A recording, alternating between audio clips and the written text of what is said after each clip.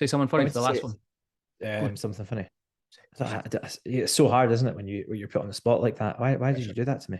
You just try to embarrass me.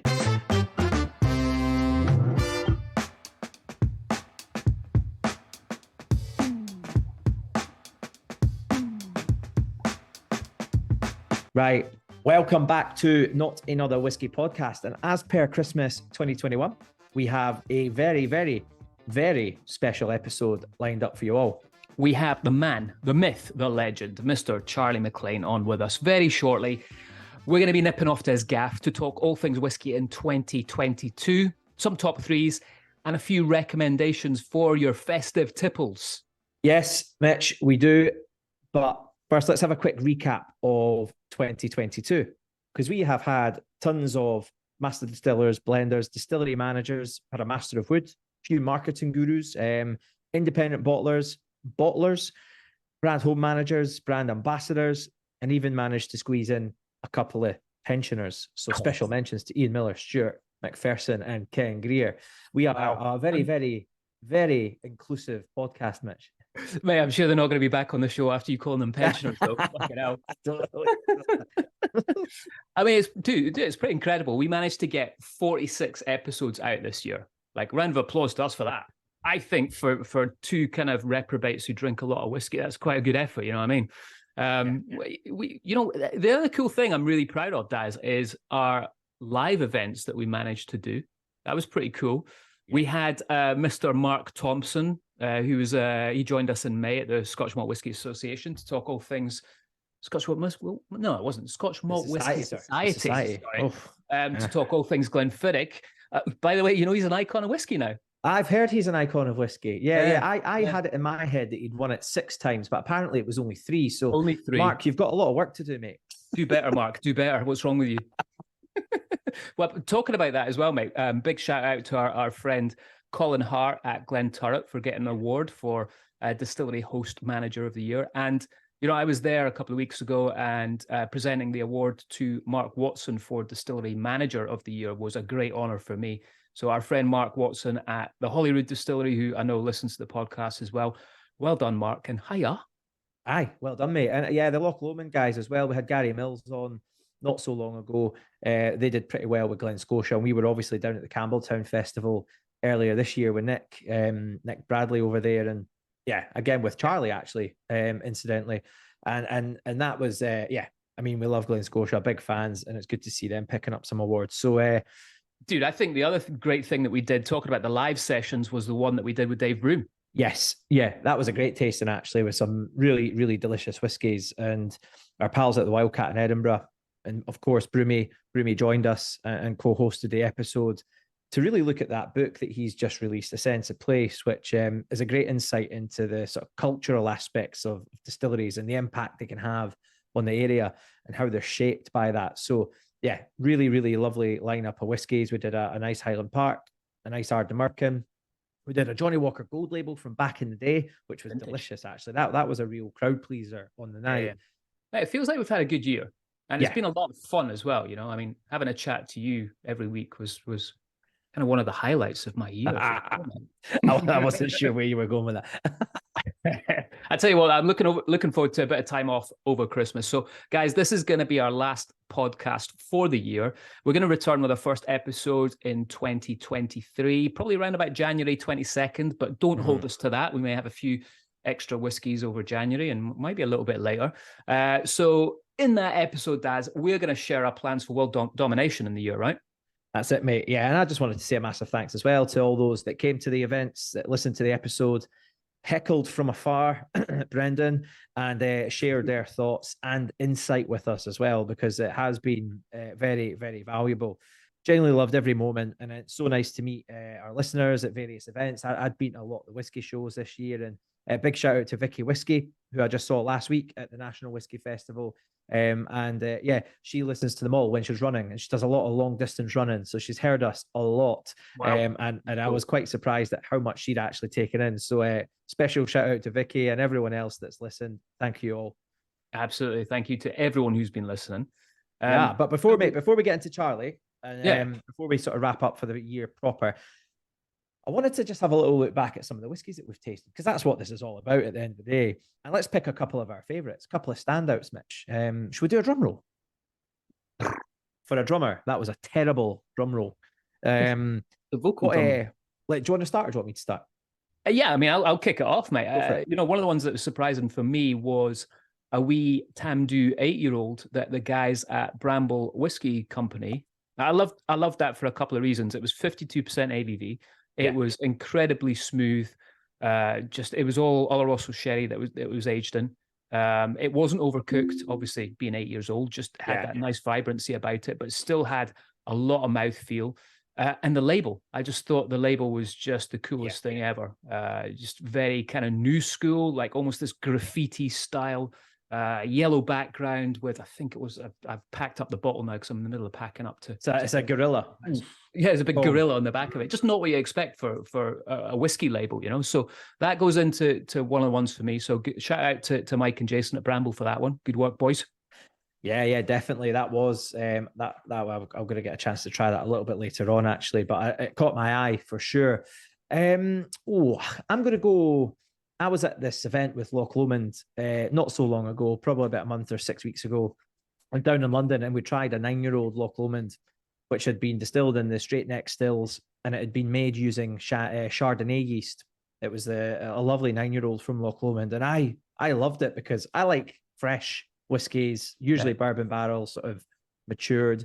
And I do like young whiskies. I'm a big fan of whiskies that, when they're good, when they're young, I just love that, the vibrancy and things like that they bring. That whiskey in particular was super zingy. It had loads of grapefruit peel, orange peel, really lemon bonbon-y kind of style. Nice. And it kind of lasted a long time on the palate as well with those flavors. So I was really intrigued by that whiskey. And was it the best whiskey I've ever tasted? Probably not, but it definitely stands out as one that was very different and very, very good. So I'm going to go with that Loch Lomond 9-year-old distillery edition. And that's interesting that we both picked whiskies under 10 years there. Yeah, absolutely. Yeah. So I'm going to take it to the next level. And the opposite end of the spectrum, I got invited down to a Glenfiddich event down in London in the summer, and lucky enough to sit down in a beautiful venue in the middle of London and try a Glenfiddich 30, 40, and 50-year-old. So for me, I've tried quite a bit of the 50-year-old, and again, this is the new version of it. Unbelievable whiskey. Just I don't always go, I'm all about age. We've had this conversation several times on the podcast. Yeah. It's not always about age, but that Glenfiddich 50-year-old, somehow Brian keeps finding these casks that still has a vibrancy, and you can still get the distillery character of Glenfiddich coming through.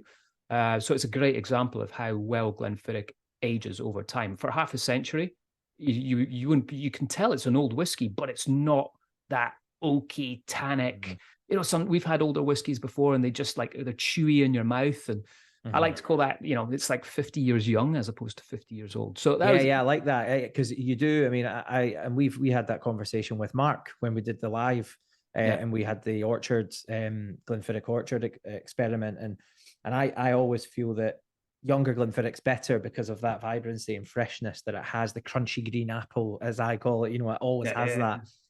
But if you're getting that in older whiskies, plus the benefits of tons of other flavors around that, then absolutely brilliant. I've actually got the 40-year-old here, which I'll have a taste of later on tonight, probably, courtesy of Mr. Thompson. And I'm really looking forward to trying it, actually. I'm really, really excited to taste it. Nice, mate. Nice. Yeah, well, I'm not going to go as high age as you. Again, I was at another event pretty recently. And, Bowmore's a distillery I've yet to really get my head around fully and really understand the depth of flavors and things, because it has this amazing kind of legacy reputation as being a great single malt. And the 21-year-old Master Selection, which is a combination of sherry and American oak, but predominantly American oak, especially in comparison to the Master Selection last year.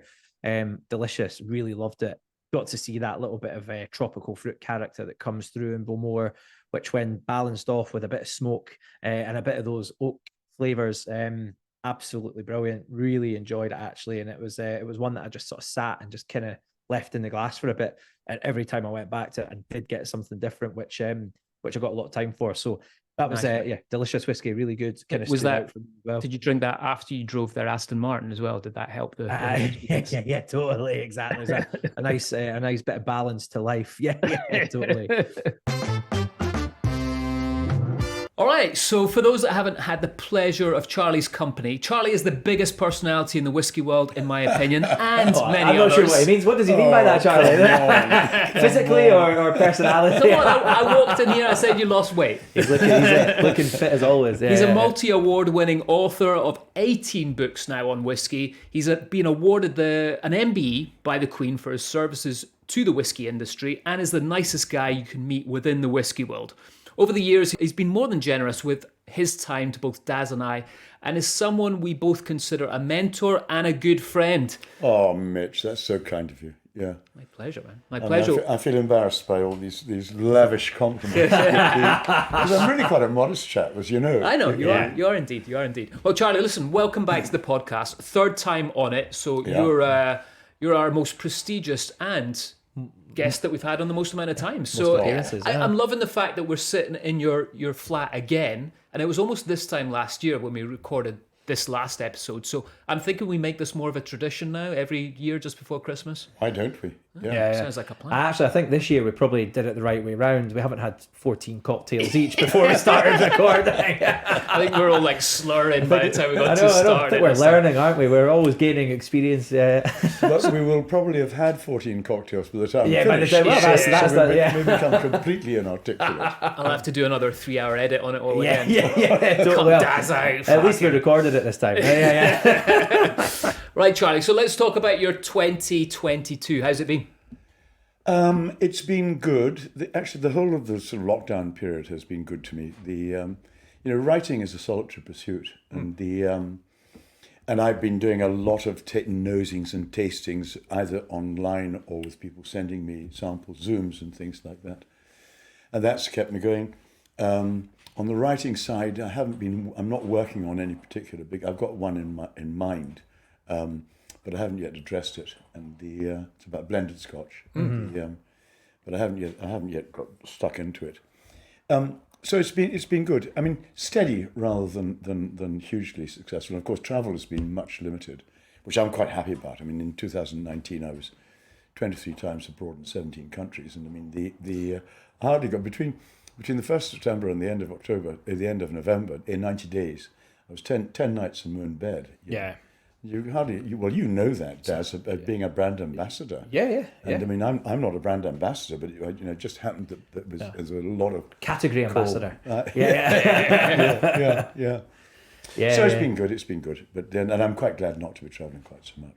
Yeah, I think that's the same with all of us in this room right now. Not having to travel as much this year. Yeah. No, it has. It's been good actually. I've enjoyed the time at home a bit more as well, and it gives you that time to reflect, as you say. And if you want to sit and consider what your options are, writing new books, exploring new opportunities that might be coming your way or whatever, then you've had probably a bit more time to do it. Reading a lot. I mean, I've become a devotee of Walter Scott. Yeah. And I don't know what put me onto this, but I started at the beginning. I've got a complete set of the Waverley novels. And, and I think I'm about halfway through. So in other words, I think I've read about 12. Right. And I love it when you get used to his style, which is a bit prolix. Yeah. It does go on a bit, but he's very amusing, and his Scots, the use of the Scots tongue is great. I mean, so reading, that's been a great thing. It's a good friend of mine actually. I was doing a tasting for him quite recently. He's the CEO over at All Saints, and he was like, "Could you come and host my suppliers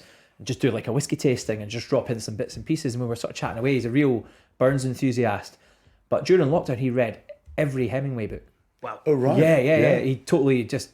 Every moment he had when he wasn't working or looking after the kids, he was sat reading all of Hemingway's work. And it's funny that because it kind of, you go down that rabbit hole, don't you? And you can't wait to get onto the next one. You can't wait to get onto the next one. Yeah, I can see that. Yeah. I read a Peppa Pig book the other day. It was amazing. I struggled through it, but it had pictures, so I was all right.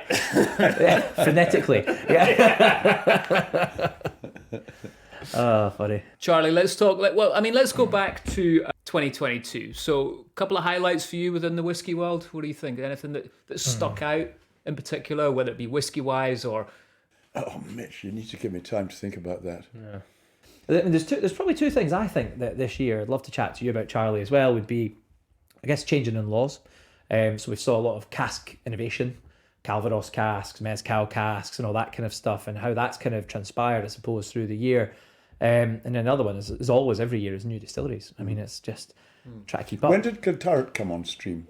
Glenturret 2019 is when it was taken over. Was taken over properly, yeah. And then the new releases, the maiden releases were 2021. 21. Yeah. Yeah, because I was going to say it really came into above my radar in 22. Yeah, I think this year, I think you're right, because you've got a bottle of Triplewood here. I brought a bottle of Glenturret 15. I just got a message from Colin there, actually. I might go for dinner there on Wednesday next week if I'm playing my cards right. Lucky From a good boy. You lucky boy. And I agree completely. I think what they have achieved in a short space of time is remarkable. Yeah, unbelievable. Yeah. Such a beautiful spot to go and visit. Yeah. Yeah, but I mean, to your point, Daz, I think, so many distilleries have opened up, or there's been plans again this year to open up. It's been quite incredible. We were going to do some homework on this and list all the distilleries that have opened and going to be opening, but we didn't. We forgot to do that because we're all over the place right now. But I mean, off the top of my head, you got the Cairn that opened up, Gordon MacPhail. We've got the new one on Isla, Sekinda's one that's going to open up. That's going to open next year, right? Yeah, Easter, I mean, Easter ground's possibly? been broken on that for sure. Will it be as early as that? Won't be as early as that then. I don't know. Yeah. And then Sekinda obviously took over Tormore as well. That's what I'm looking forward to seeing. Yeah, I'm excited about that. One. Yeah. Yeah. Well, we could talk about that later, because I've got a list that's probably incomplete, because as you say, they spring up like mushrooms, and you never complete the list. Well, and remember, we were down in Campbelltown. Yeah. You got three That's, potentially. Well, yes, two definitely, but maybe three. Yep, popping up in Campbelltown soon. Exactly. Yeah. And Crazy. then we were chatting last week, weren't we, on the episode? Sibara's got the funding secured for their distillery now as well, which is really exciting. Yeah. So Popping there's up like mushrooms, I like that. Yeah, they are. I mean, and Magic mushrooms. Yeah, totally. I can't wait to try those products. Yeah. But yeah, that's the exciting thing, and internationally as well. I mean, we were chatting just before we started recording about a Chinese distillery. Yeah. World whiskies definitely seems to be something that is now getting a lot of airtime because the quality is brilliant. You know, I was over in Stowning this year. Oh, were you? It was Yes, I've heard good reports of Stowning. Great whiskies. Nice influence from rye. In fact, I think it's that big folder there, I think, is an invitation to the formal opening in May or something like that. Yeah. And they are amazing guys. Beautiful distillery, great thinking and stuff behind it. And they've gone in the old ways, like a lot of new distilleries are doing actually. Well, they're bringing in, modern techniques, but they're also leaning on old ways, interesting yeast strains, direct fired stills, floor maltings at Stowning, which is fascinating, which is a bit of a combination of floor malt and salad and box. And they've, as they're Scandinavian, they've applied their own thinking, which is very clever. And I'm kind of looking at theirs going, why doesn't everyone just do it like that? Because it's so commonsensical, but it's But of course, the $1 million question is with all these because there's something like 45 new distilleries in production since 2004, I think it is, or 2006. Yeah. And but as well as this huge growth in capacity and let alone the expansion of distilleries like Glenlivet and Glenfiddich, etc. The question is are these, we call them rather arrogantly, non-Scotch whiskies, are they going to become a serious competitor to Scotch whisky globally? And it is an open question. I don't think so. The markets that I've dealt with, the tradition and the, dare I say it, the romance associated with Scotch gives it an edge over non-Scotch.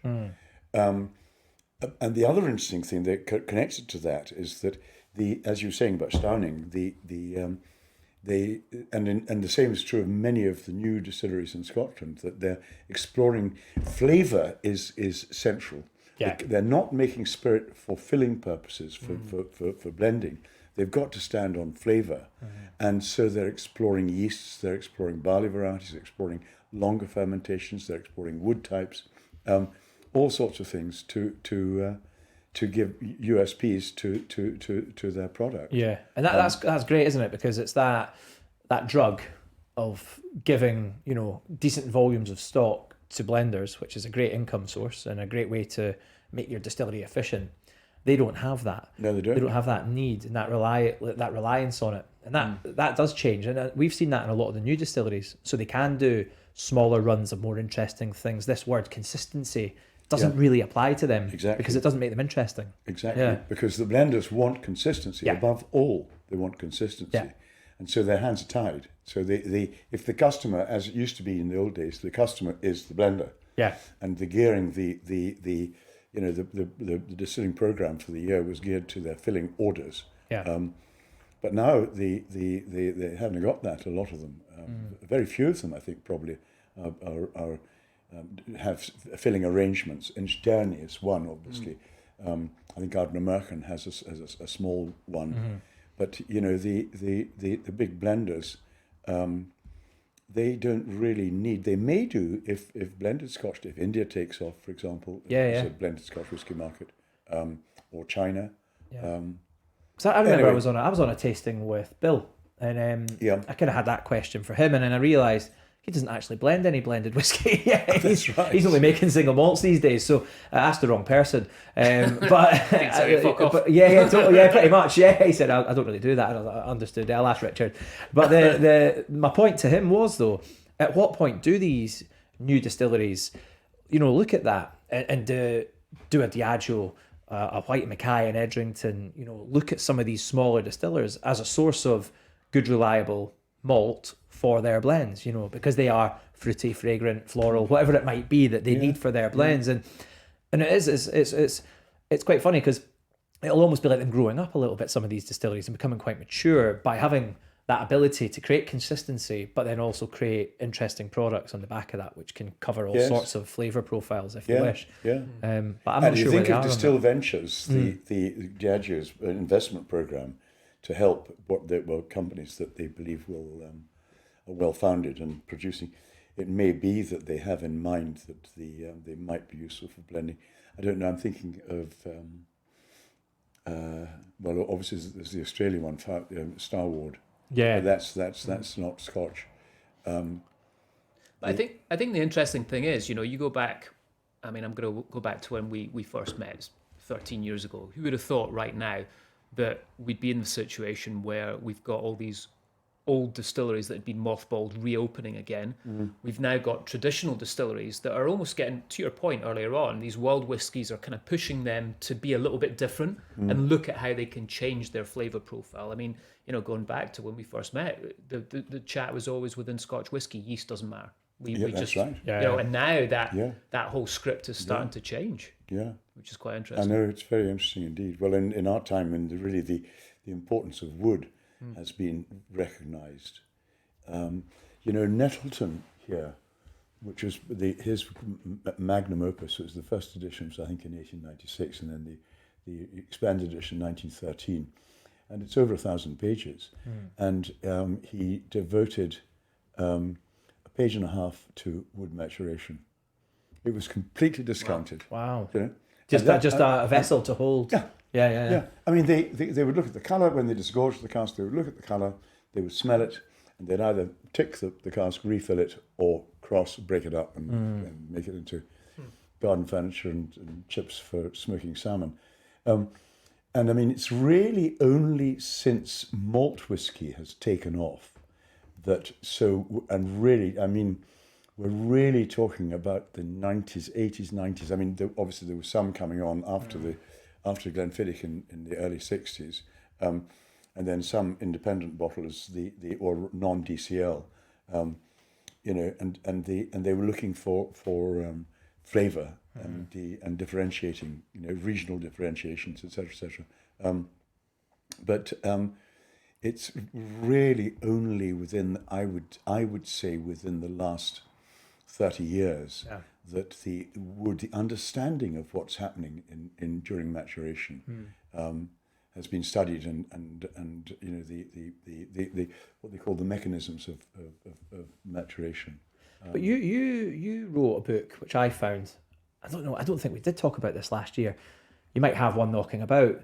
You wrote Macallan's Six Pillars in 1998. Was it 98? Yeah, that's right. That was the first iteration of that, and my understanding is. And I found the booklets in one of the cupboards in the distillery randomly. And there was only a tiny box left of them. But they were fascinating because the 6 pillars back then are very different to what they are now. They are. Yeah. Are there any? Are there any? Yeah, totally. And one was a cocktail of yeasts. That's right. One That's right. was direct fire stills. That's right. And one was exceptional sherry oak casks. That's right. And there is quite a lot of detail in that, even at that point, from you and I guess from John Ramsay possibly, who'd probably given you some of that information, I guess. On the influence of these casks and their impact on Macallan at the time, and it was really interesting reading because while some of it's changed, the skeleton hasn't changed that much. Small stills, heavy spirit, big sherry casks, and that's ultimately what they're still trying to do today. But that was 98. That's a long time ago. Yeah, I suppose it is. Seems like yesterday. Does it? Yeah. Right, come on, let's get stuck into some of these sherries. Well, before we do that, we want to. I think. It's great looking back on what's been going on in whiskey, but talking about the future, what do you think, Charlie? Crystal ball. What's going to happen in 2023? Predictions from Charlie Maclean here. It'll be like that groundhog, when they bring it out. yeah, totally. Yeah. I think that the key markets that to look at are China and India. Now, China has been still in more or less lockdown, but Diageo particularly did a lot of work at the Diageo Whiskey Academy to educate and inform about appreciating whiskey, rather than just campaign down the hatch. And it was to appreciate, and it's done terribly well. As you know, I've got 2 bars named after me in Beijing and Guangzhou, or Hangzhou, and both of which are closed because of COVID, and plans for building another 11 have gone by the board. Well, unfortunately, but still, there is a great interest and appetite for Scotch, and particularly Scotch malt, in China, growing significantly. So, I don't know about blend in the Chinese market, but but malt certainly is doing terribly well and will continue when things relax a bit. So long as the Chinese government don't start imposing huge taxes and things, which they haven't done so far. Chinese distilling, of course, they've got in our department called CADA, the China Alcohol Development Association, I think it is, which is working very closely with the Scotch Whisky Association to produce guidelines or rules about how the spirit can be made and should be made, and the maturation time, whatever, 3 years at least, etc., etc. So I think that the interest in whiskey will grow in China, and Scotch will remain ahead for the foreseeable future. India. Now, of course, India has always been a tricky market because some years ago the SWA and the World Trade Organization persuaded the Indian central government to reduce their punitive tariffs, which they agreed to. They were delighted because they'd make more tax, quite frankly. But then, lo and behold, they'd forgotten seemingly that anything to do with alcohol is done state by state. And so many of these states, and many of them are officially dry states. In Gujarat, for example, Gandhi's state, there's more whiskey drunk in Gujarat than any other. But it's a dry state, And then there was one down in the south where they went dry, and then lo and behold, of course, boutiques were set up all around the borders, so people could nip over and get their Duty liquor. free, yeah. The Indians adore, as you will know, 7 out of the 10 top selling whiskies by volume in the world, 7 are Indian. Yeah. And of course, a lot of these are not, strictly speaking, whiskey by international definition, because they have a molasses alcohol base, Yeah. And there are some Indian whiskies that are properly made that we'll think of Paul John. And We should have brought some down, actually. We did a tasting with Rampur. Yep. That's very good stuff. And their double cask was delightful. Yeah. The Asava, which was the Indian red wine finish, was really delicious. Actually perfect for this time of year. It was much heavier, wasn't it? I was actually drinking that last week. Are you? Yeah, well, Joe's got into whiskey now, and she loves that. Yeah, it's delicious. One of her favourite whiskies. Yeah, it's got a lovely flavour profile. Asava. Asava, yeah. So it's Rampur. Yeah. And it's their Indian red wine cask finish. Gosh. Basically, I think it was the first one, right? Indian whiskey to finish in wine casks. in their own wine casks. Yeah, and it's like, I think it's an Indian Cabernet or something like that. It's delicious. My father-in-law is Indian background by way of South Africa. So his family originated from India, ended up in Pietermaritzburg, and he came here in the 1960s. I think 1961 he came here, and what I love about sort of Indian culture is the consumption with food. Yes. You know, we always see it in the UK as very different sports. We drink or we eat. We very rarely do the two at the same time. When it comes to whiskey, that is. But in India, it's whiskey with food, right? I mean, it's so consistent and it works. And I guess that's What's the best whiskey with curries? with curries. Oh, that's a good That's a question. tough one. Yeah. In the Raj, they used to drink brandy and soda or whiskey and soda. Yeah. And in my view, Johnny Walker Red Label. Yep. I don't like whiskey and soda terribly, but Johnny Walker Red Label with water is drinking long, is a very good account because it's slightly spicy character. Yeah, a bit fiery, but as well, they've got bit something fiery, to say. Yeah. Exactly. I would agree with that, and it has usually been sort of blends. My father-in-law now has, he's got a very particular taste these days that his son-in-law is in the whiskey industry, so his expectations have shifted. Yeah, totally. Yeah, but when we met, Hannah and I was working on Johnny Walker quite a lot, so he was loving life because he was getting as much Johnny Walker basically as he kind of wanted. He got quite annoyed when I moved to Highland Park because it wasn't a distillery he knew very well, and he didn't really, it didn't bring the prestige perhaps that Johnny Walker did. But then quite quickly he realised that Highland Park's a very good whiskey, so he was okay in the end. Highland Park goes very well actually with curry because of the little hint of smoke.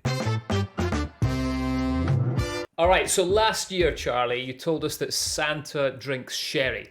We brought a wee sherry or two with us. Actually, we're drinking some of yours. Which is where we failed last year, didn't we? We came to Charlie's house. We didn't bring one sherry, and he says, "Well, we asked him, what does Santa drink?" And he said, "Sherry." And we were like, we brought 10 whiskies with us. I think at that point as well, it'd pretty much gone tits up because we were about 7 cocktails deep. I also do think that bringing whiskey to Charlie McLean's house is a little bit like taking Santa to the desert, isn't it? It's like it's unnecessary, but yeah. All right, let's chat about what's in our glasses then. We've got a couple of sherries in front of us right now. I am a great fan of sherry, I must say, particularly at lunchtime. And we are recording this at lunchtime, before lunch. And we've got between us, we've got 1, 2, 3, 4, 5, 6. We've got 6 different sherries to look at. I don't think we necessarily will, but it's going to be a long episode. But we can have a look at some of them, and in front of us we have a Fino and a Manzanilla, very pale, light sherries. Pre-prandial, pre-dinner, pre-lunch, clean, fresh. And I think that in terms of Santa, it would really rather depend upon what time of day he's visiting. So up in the north, when it's sort of when it's dark and fairly early in the evening, he may prefer one of these Fino or Manzanilla style sherries to a big rich one. And then as the evening goes on, the night goes on, we will go on to the bigger, darker, richer styles of sherry. So, which way do you want to do these? Do you want to look at the Manzanilla first? Yeah. Let's have a little taste of the Manzanilla. Yeah, it's just lovely and fresh. This Manzanilla is from the Portaleith. So we've had the Portaleith guys on just a couple of weeks ago, actually, maybe a month ago. Brilliant guys, great story, obviously, with the distillery down in Leith and this vertical distillery. Yes. So a very small footprint and making the most of it by building up the way as opposed to out the way, which most distilleries do, don't they? They tend to sprawl. Absolutely. So these guys are basically gathering casks for what will, look after their whiskies in time. So they've brought over some lovely ports. I think is it ruby ports that they're bottling at the moment, or tawny ports? I think they're bottling ruby ports. They're also doing white ports. They've bottled an Oloroso and a Manzanilla as well so far. And this Manzanilla is absolutely delicious. Really lovely. A little bit of salinity in Manzanilla, isn't there, down there? And classically, yeah. Classic, yeah. I mean, down on the coast. I was saying earlier on that sherry always makes me hungry, and I literally haven't. I've hardly eaten today. Yeah. So if anyone hears any rumbling, is that your tummy? It's definitely my stomach right now. Well, what are we getting on the nose here of this Manzanilla? It's curious because I started to think of tinned lychees, but then there is a sort of a very faint sort of caramel note, toffee note. Yeah, very subtle. But there's definitely that lychee note. You always get a bit of peel, don't you? A little bit of fresh citrus, lemon, a little bit of oil, something like that, nice and clean. It does go into those kind of slightly sweeter notes. And so in the mouth, fresh, lightly acidic, and very lightly salty, this particular one. Yeah. This is not as salty as many Monthanias. Yeah. No, I agree. And it's very pleasant. This time of day, clear sky, crisp outside, Gorgeous. Perfect. cold sherry. Yeah. Round about Christmas time. Yeah. And I be don't more perfect. associate, it's funny though, I don't associate sherry with Christmas, personally. Because I probably drink it more in spring and summer. Would you? You're a big sherry guy. Well, because I drink a lot of Fino and a lot of Manzanilla. Yeah. And I love it. And yes, the sweeter sherries, your Pedro Jimenez's, your cream sherries and stuff like that, they're Christmassy, aren't they? They're I very think so, yeah. comforting, very sort of sweet and sticky and all of that, and they're brilliant at Christmas. But actually, these types of sherries, I love at any time of year. But any time the sun's out, it feels like a good time for a nice glass of Manzanilla, I say. Yeah. I think it's Serve interesting. it cold. Yeah. Yeah. I think it's interesting talking about the consumption of sherry right now, right? I think the UK is still the biggest market in the world for it. Was that right in saying that? I think 30% was like I would the say last so. time. That's export, definitely, yeah. But one of the things that, that I certainly talk about is, well, if I'm chatting to consumers, I was like, well, when was the last time anyone drunk a sherry? And most of the time everyone's like, well, not really at all. Yeah. Or I saw my grandparents drinking it. And Yeah. I suppose the big argument right now is, well, how much sherry is actually being sold and how much is the Scotch whisky industry keeping that part of the industry afloat? But no, you remember, I mean, the Scotch whisky industry keeps the sherry industry in Spain going because ordering casks. It's the coopering and seasoning with sherry. And there's no doubt that the without that, the whole industry in Spain would go tits up. Well, we were there 10 years ago. We were chatting about this earlier. Williams and Humbert, massive bodega. That is the biggest single wine warehouse in Europe. The Williams and Humbert facility there in Jerez. It's amazing. So that's the cathedral-like. Beautiful arches and the diagonal sort of shapes of casks. So I think in there, say there's 50,000 casks under that roof, right? But are these Soleras? Are they all Solera? No, in there. So I think in there, Stuart McPherson would give us a better number. 50% of the casks in that bodega are for whiskey. Oh, is that right? Yeah. So they season them there. They season them in those bodegas and then they leave there and then they come over to Scotland eventually. So tons of casks in those warehouses. So there's a great example. That's a massive bodega. I think I'm right in saying, Daz, that the whiskey industry, the individual companies will order, and either it's American oak or European oak. Yeah. I suppose they can do the mainly butts, I suppose, but they'll do hogsheads as well. So the way it works is, you order butts, but you get what you get, but you get the volume. So it all depends. Talking about sherry here, or we're talking about the trees. Yeah. So when they chop the staves, if there's a fault, I think it's 1.4 meters for a butt. I think it's 1.2 meters for a hoggy, or 1.1. If there's any imperfections in that top bit, they'll just chop it down. I see. So they can't guarantee how many butts and how many hogsheads they're going to get because they don't know the condition of the wood. And until they've done that, then they can figure it out with how many staves and stuff they end up with, and then they build a cask. So I think you order you've got an idea of what you're ordering, you order that, and then they will fulfill the volume. And it might be that you ordered 100 hoggies and 100 butts. You may end up with 50 butts and 180 hoggies. Yeah. Just because of the nature of the wood. And then they're seasoned first with mosto, aren't they? The wine Can be, yeah. For a short period of time, Yeah. and then with specified sherry, usually Oloroso. Usually Oloroso, yeah. For a specified period of time, because So we would season. I remember at Edrington, I think roughly it was about 2.5 years, but I think the time had come down.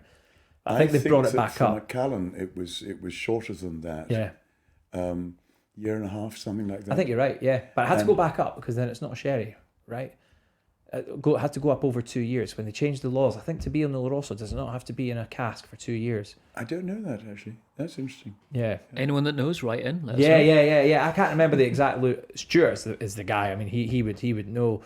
But it's fascinating what you're saying about the ordering of casks, because remember before, you knew these guys better than anyone probably. Your George Espys, who were running places like the Clyde Cooperage. Yeah. And ultimately they had the monopoly on the sherry casks that were coming into Scotland, didn't they? And they would almost distribute them out. Because it was Ian McLeod would get theirs from there, All Suntory or Beam Morrison Bowmore, you know, they would have all got theirs from there, and Edrington obviously got all theirs from there. So they had quite a hold on the industry at that point, going back quite a while. But now people are dealing directly with bodegas. Now they're going direct now, definitely. Yeah. And I mean, for example, my understanding is that the likes of Glenfarclas or Bowmore, they specify 4 years seasoning. Yeah, okay. And so it does vary, and depending upon the individual distillers or blenders, what they think how much time they want to. And it's crazy, isn't it? Like going back to the demand for this stuff. I remember going over to Ref and I was chatting to them about what's going to happen to this sherry, and they gave me two answers. They were like, a lot of the time it gets turned into sherry vinegar, or it gets poured down the drain. Yeah, that's right. Absolutely insane. It can be distilled off as well, can't it? It can be put through as a brandy de Jerez. That's right. That's right. Brandy de Jerez, which is very nice. Well, I've had a few moments on that. I remember we were I was with you, in fact. We were at El Agostado, and I'd been there quite a lot. But that particular time, I remember we were there with you and the whiskey writers, Gavin Smiths and these guys. Led by Uncle Ken Greer. That was epic. Because we had Narciso and Manolo and all these guys from like Tivassa Cooperage and some of the bodegas and things like that. Well, we'd had dinner, a lunch, a 3-hour lunch, various levels of sherry, finos, olorosos, manzanillas and things like that. We'd gone through them all. And at the end, one of the older guys had gone away and just drawn some brandy from some casks. So we were drinking cask strength brandy de Jerez with our coffees, so kind of Carajillo style. And Jesus, I mean, that was nothing to do with the 27 sherries I had at lunch. It was definitely the brandy at the end that sort of took my legs away from me. I think we all sort of stumbled out of that bodega. Those fucking brandies, they always do that, right? Yeah. It's like it's like tequila, right? You always blame the tequila. The brandy definitely got hold of me that night. Yeah. Can I just go back a second and recognise that Charlie said tits up on the podcast, which I absolutely love. Sorry. More of that, please, Charlie. Sorry. Just beep that out. Yeah. We haven't talked about the Fino. No. The Fino, this is a Tio Pepe. It's gone already. Frankly, it's disappointing compared with your Manzanilla. It's not as aromatic. Bit flatter. Yeah, definitely flatter. Yeah. I was going to say Tis. I mean, it's easier to drink, but still tasty though. I mean, mine's gone. Yeah. It's got a hole in your glass. Again, I know. keep happening to me. Yeah. I mean, I would say that's maybe consistent though. That Manzanilla definitely with that little hint of saltiness. It does hit the palate slightly differently. It does make the mouth water. It gets those salivation sort of sensations going on. And the Tio Pepe, I mean, it's a good. I mean, it's a £10 a bottle, right? I mean, Tio Pepe in the shops or something. Sherry still remains great value, pound for pound, as a product, I believe. Yeah, same here. Yeah, absolutely. Let's do the. I'm dying to taste this Apostoles. You want to go with the Apostoles, right? Okay. Don't you think the Is that yours, Daz? This isn't. No. I may have brought it. I don't know if it's your own. Is it yours? Yeah. You gave me a bottle of that 2 years ago. I still haven't opened it yet. Yeah. So while Daz is opening this bottle and pouring it up, let's chat Hogmanay, Charlie. What's the plans? Well, I have been asked to cook a shepherd's pie. I'm something of an expert on shepherd's pie. And quite often with these particular friends, we have a shepherd's pie competition. And so that maybe 2 or 3 of us will be making shepherd's pies. And the... what do you call that? Is it a shepherd's pie off? Well, my boys have a... they've revised an 18th century Edinburgh club called the Pious Club, which used to meet and eat nothing but pies. And they've had 2 meetings of the Pious Club so far, which have been hugely successful. Now, the true Pious Club, they should be freestanding pies, not like a shepherd's pie with mashed potato on the top, and it's not freestanding. The pure pie. Pure pie. No messing about. No. So what defines a shepherd's pie? Well, I mean, traditionally shepherd's pie. You're doing shepherd's. Well, cottage pie is beef, technically. Yeah. And shepherd's pie is minced lamb. Right. And really, it's that's it really. Onions, carrots, minced lamb, mashed potato, rich gravy, and then mashed potato on top. Yeah. Sometimes mashed neeps as a layer between the meat and the potato. So, I didn't usually bother with that. little secret in the mashed potato as well, maybe like adding something in there, or is it all about the nutmeg? Nutmeg is good. Nutmeg, there you go. Sprinkle the nutmeg on the top. Hopefully, your guys that you're competing against aren't listening to this, Charlie. I know. You're letting all these secrets away. And I'm writing these recipe notes down actually, just in case next year we get involved. Yeah. And I think the secret in the mince is HP sauce. Oh, yeah. I'm with you there. Or so you need something vinegary. I like HP fruity actually. Yeah. But I like that on the side with it. But the So if anyone's listening from another country, maybe they don't have HP sauce, but we're talking about brown spicy. Brown sauce is tamarind chutney. yeah, Technically it's what it is. That's right. Yeah. That's right. Yeah. It's a thing, isn't it? I think it's always funny when you go through to Glasgow and you get, a fish supper, and it's like salt and vinegar. Not got any brown sauce, Yeah, Edinburgh that's right. like brown sauce is East a big Coast, thing. It's East like, Coast, definitely yeah. East With Coast. vinegar, and each chippy will have their own version. Yeah. We got to use 25% vinegar, and the rest sauce. Brown sauce. Brown sauce. But it's much thinner than the bottled Oh, brown definitely. sauce. Yeah. I suppose they add more vinegar and so on. Yeah, it waters it down. I mean, it is very much. I think the fruity one is much more chutney, probably to more its original form. I guess. It probably is. Yeah. Not another sauce podcast. We should do that's a good idea, isn't it? Yeah. We can review sauces. Houses of Parliament sauce versus Daddy's brown sauce. Yeah. Right, let's get into the sherry. I mean, look at that Gorgeous straight off colour. the bat. Look at the Gorgeous colour. It's like colour. a beautiful mahogany. So this is a. Now, tell us about this. This is 30 years old. It's a 30-year-old old. So Apóstoles is from the González Bias bodega. So this is a Palo Cortado, very old Palo Cortado. So it qualifies as a Vors sherry, which very old Signatum and rare. What is it? That's it. Vinum Optimum Rare Signatum. That's it. So Vors. So that's the qualification after 30 years old. I think it gets that qualification. Is it 20 or 30? Something like that. Do you know, Charlie, I've actually heard Daz use that as a chat-up line in a bar before. Yeah, it is my game. Yeah.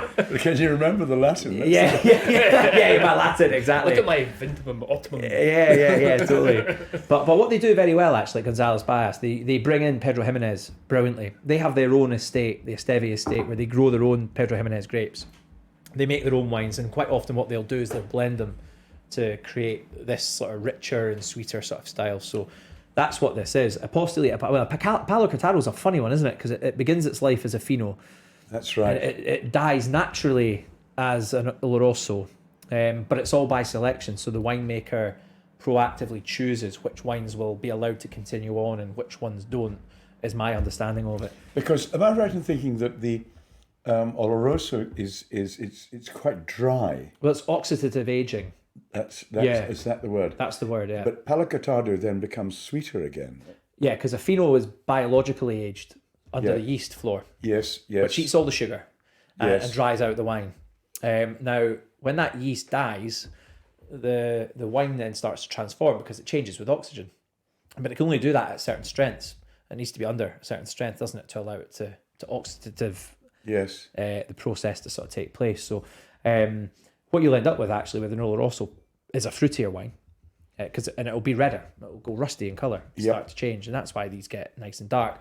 That plus the fact it's also some of the Pedro Jimenez wines in here as well. So it's very complex. These wines going on here. Oh, there's loads going on. Licorice, from those Coffee. lovely Pedro Jimenez coffees, but then also quite fresh still as well. There's some of those livelier notes still come through from its earlier days. The connection with whiskey is so unlikely when you think about where the places are. You think about the cultures that are involved. You've got these highland remote distilleries in Scotland. How did they strike up long-term working relationships with people from the south of Spain who live in a completely different way to how we do? But when you spend time around, people from distilleries and people from the winemakers, down in the south of Andalusia, it makes perfect sense when you're there. The sensibilities are so similar. I'll show you something here. I don't know if you've come across this. British and foreign spirits. Yeah. Their history, manufacture, properties, etc. 1874. Yeah. Okay. Now, in this, this says 1874. The distiller whose outlay is large for casks will be inclined to give better terms to the merchant who will find his own casks. So use your own casks. And it is well known that whiskey stored in sherry casks soon acquires a mellow softness which it does not get when put into new casks. In fact, the latter, if not well seasoned, will impart a woodiness much condemned by the practised palate. In sherry casks, the spirit likewise acquires a pleasing tinge of colour, which is much sought for. This is frequently imitated by the use of colouring, but it is not creditable to those who adopt such petty deceptions. Well, there we But go. isn't that interesting? That's great. Yeah. As early as 1864, the sherry wood so-called sherry wood maturation. But now you see, so we talk about ex-sherry casks and so on. But what is forgotten is that sherry seasoned casks can be made from American oak, as well as from European oak. Mm-hmm. And we tend to think that it implies European oak maturation, which it doesn't. It's quite the opposite. And, usually, because I think 95% of the casks that you'll see at Williams and Humbert and Gonzalez Bias will be American oak, because they can't chop enough European oak trees down anyway. I mean, they're not allowed to. That's true. Yeah. And in Solera, they're American oak because they're reliable, right? And I was told by one of the Urquharts, Gordon and MacPhail, that they were who bought a lot of casks from Williams and Humbert, that sometime in the 1960s, the transport casks were made from American oak until sometimes in unspecified, and it will have varied from shipper to shipper, where they went over to European oak. Now, the European oak is more tannic, as you know, gives a darker colour, gives a much more dry mouthfeel, and so on. And I think that it's European oak that Macallan made a virtue of, you know, for the style of the mature malt whiskey they were producing. So it's something of a misnomer to immediately associate sherry casks with European oak. I totally agree. Yeah. And and I think if I were ordering, I mean, I was going to buy a couple of casks for my boys, actually from Modern American, and I would have specified the cask type I would want would be American oak ex sherry. Yeah. Unfortunately, I ran out of money, and so didn't place the order.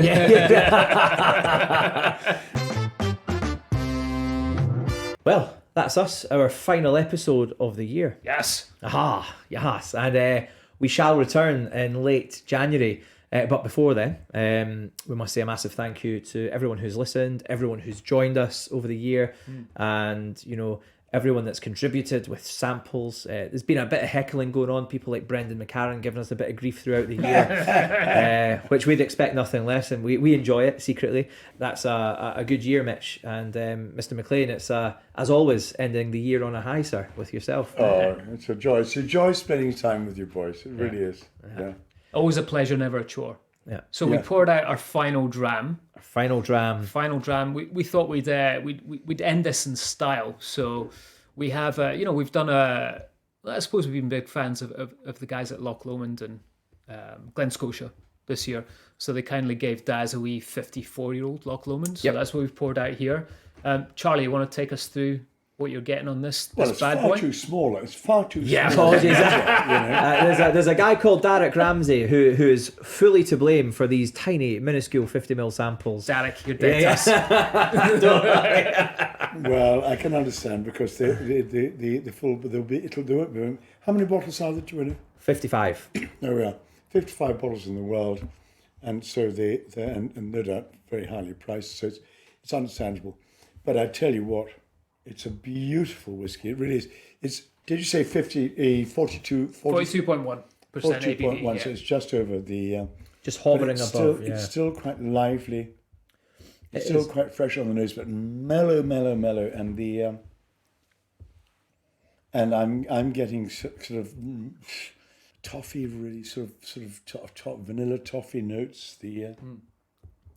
We're getting that little bit of cherry, weren't we, as well? That kind of Kirsty kind of. You'd mentioned sort of cherry chocolate. Cherry liqueur chocolates. Yeah. Like you find sometimes in Glendronach. Yeah, and I really like that. And you'd kind of, when you think of Loch Lomond as well, this whiskey being 54 years old, very storied. You know, this distillery only opened in 66, I think. The Straight Neck stills go in 67. And and that lovely clean style of spirit probably had no intention of sitting in casks for as long as it had, but it shifted into sherry casks in 1994. So what we're seeing is this classic, almost lowland style, if you like, that Little Mill-esque whiskey, very clean, bourbon cask bringing lemons, oranges and things like that, but then going up a notch to these cherry chocolates with that influence of European oak sherry cask, and it's delicious. I mean, I'm really enjoying it. The only thing I would say is that the European oak has given it a very tannic dryness. Yeah. Towards the end. Yeah. It's a lovely whiskey. I'm loving the fact that it's older than me, which is it's getting hard to find those whiskies these days. You know what I mean? Only just older than me. You're always young. You're 27. Yeah, that's right. Exactly. Always right. You will get more skint as the year goes on, Mitch, if you behave like that. Yeah, constantly looking for whiskies that make you feel young. But a great whiskey to end the year on. Absolutely, great whiskey to end the podcast on. Again, Charlie, thank you so much for joining us for our final episode. Huge pleasure. Thanks very much indeed for including me. No, our pleasure. And thank you to all you who have been listening to our terrible banter for the year. We can't believe you've actually stuck with us, but we do appreciate it. Yep. We look forward to coming back in the new year with a load more episodes, a load more exciting guests like Charlie. It's going to be a lot of fun, right, Daz? Absolutely, absolutely. Merry Christmas to you all, and a great 2023. Merry Christmas. Happy New Year. And Merry Christmas from me as well. Sláinte bhfuil.